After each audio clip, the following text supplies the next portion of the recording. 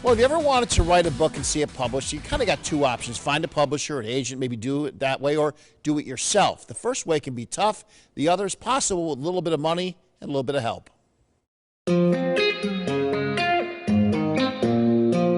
I've always wanted to write, but one of those people that said, oh yeah, I'm going to write a book someday. I'm really not in it for the money, It's kind of the best part of the job, the number of people who have said, either my dream has come true or I feel like I just had a child. Everyone's got a story to tell.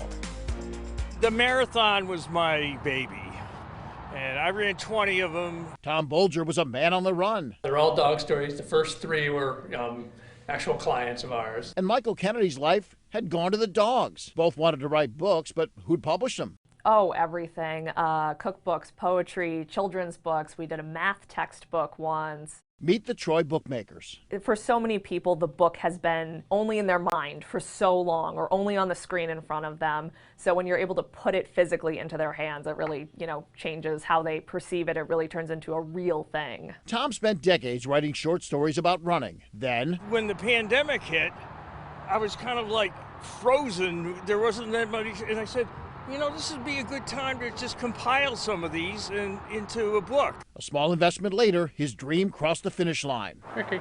Michael suffered a stroke and wanted to raise money to fight Cardiac disease, so his books with bark were born. The first book was about a boarding client we had who would not eat his breakfast unless I sat down in here with him, sat at the bed, to always drink my coffee while he ate his breakfast. Not everyone is J.K. Rowling or Billy Shakespeare, but you don't have to be. Someone can say, my daughter is a graphic designer and she helped me make my book and I just need it to be really well, produced from the printing and getting it online and getting it into the bookstores. We can help with that. Or you can come in with basically a bunch of loose sheets of paper and say, what now?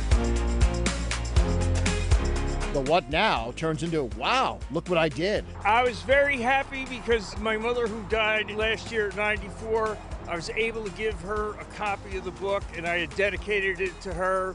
I was really happy. And if you're worried about financing your dream, everyone should be able to, make a book if they want to, and we try to find ways to make it possible even when people are on a budget. Now, they, of course, aren't the only ones out there, but I want to caution, be careful. There's a lot of stuff online. I've had people reach out to me and say, it seems like a scam. What you want to do is get all your information up front. What are all my costs? And are they going to help? What are they going to help you with? Be specific about it. Are they going to edit the book for me, or are they just going to print it for me? Because some people need a lot of help, some people don't. And for real costs, Lydia, I said, give me real costs to Jessica Hazel. She said, so let's say you had a novel you wanted to write. She said, probably for about $1,500, you could produce that book. And if you had 50 copies and sold them for $20 each, you'd get back 2/3 of your money. So it might cost you a little money, but your dream comes true. Your dream comes true. And as he said, how happy was his mom that he dedicated the book to her and she was able to see that before she passed away. The one way I see it, people with like family recipes, like grandma's recipes or grandpa's best chili, like you compile these, you make a book and give them out to the whole family, the extended family, and 20 years, 50 years later, they still got those recipes. And a local bookmaker, best way to go about it. Yeah, I use them for my first book, and they're just nice people. They walk you through it, no surprises with the financing. You get an invoice, this is what it costs. If you say, I can't afford that, maybe you scale it back,